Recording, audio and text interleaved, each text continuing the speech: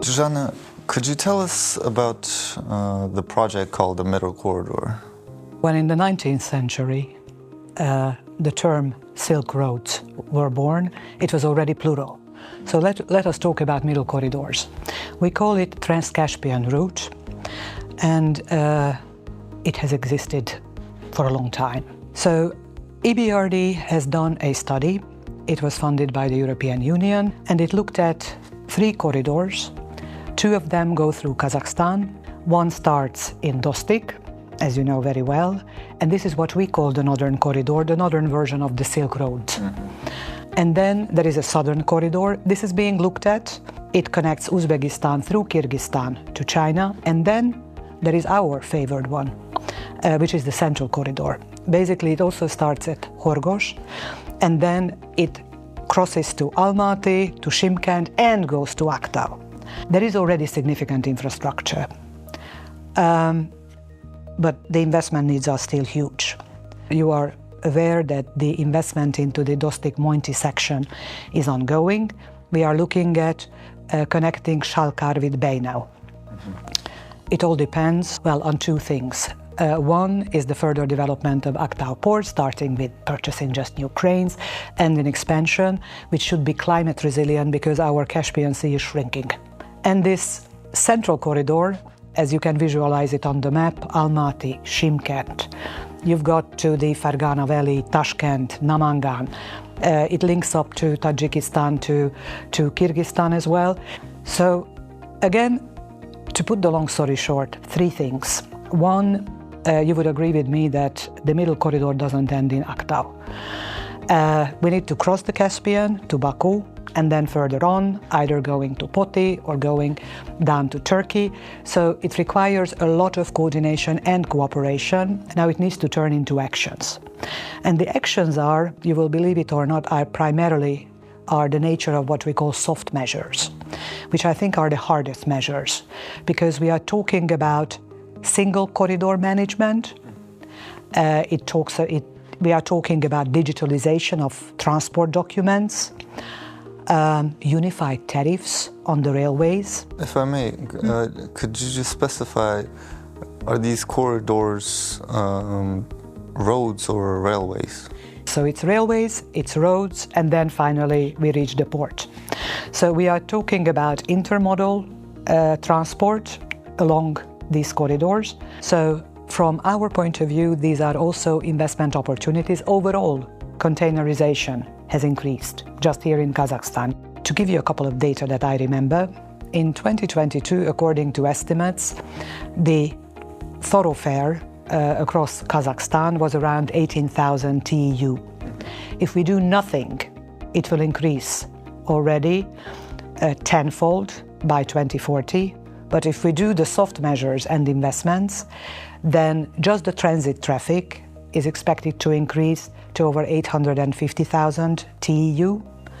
And on top of it would be the regional trade, which would add another 500,000 TEU. So it's enormous potential.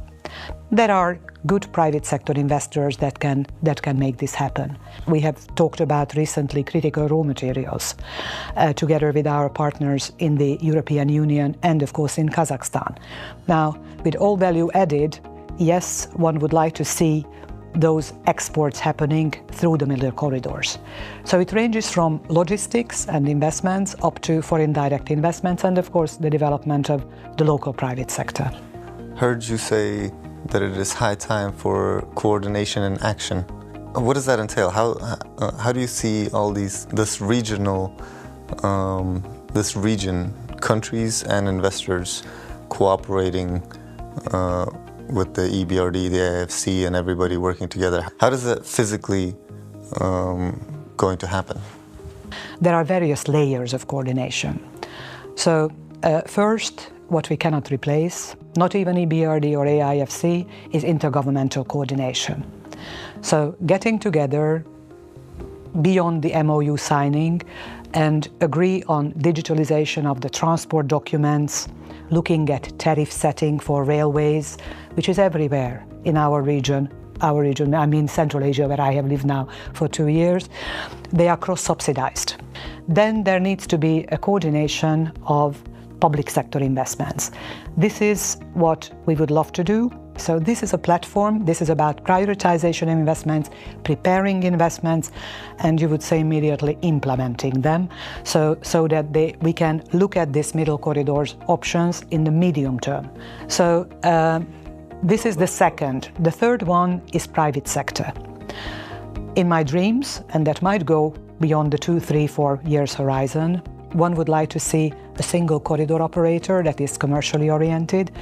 It certainly is an opportunity also for AIFC, registering it, regulating it, managing it for the single corridor.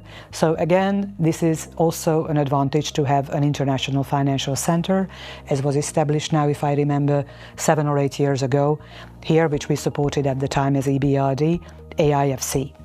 So intergovernmental coordination, investment coordination, private sector investment, it still depends on the countries. So it depends on how apt Kazakhstan is to be a quick reacting counterpart with a package if required to entice logistics operators, warehouse managers and foreign direct investment into Kazakhstan, but also in the region. AIFC's existence with its unique English law application is very well positioning Astana for companies to register here. We would be talking beyond investment coordination on the public sector side. EBRD has already been financing logistics operators. The European Union financed a study on the middle corridor. Are there any findings that our listeners, viewers should know about? There is interest in the middle corridor that is extremely slow. So increasing just the efficiency and user-friendliness of the middle corridor, as I said, a bit, it would already increase the exports and transit altogether tenfold in the coming 15 years. Number 2 is not everything needs to be done by the state. So logistic operators, they can be more agile. Market liberalization, getting third-party access on these roads, that would enhance the efficiency also of the corridor. So again, we have economies that are growing here in Central Asia. So again, I leave it to governments to make the benefits more equitable, but it's a growing region and it badly needs transport connections that would enhance further this growth together with business environment improvements. So when we look at middle corridor, please do not think just about Chinese goods scudding through the corridor and European goods coming in, but also about our goods, whether they are produced for the region, whether they are produced for exports,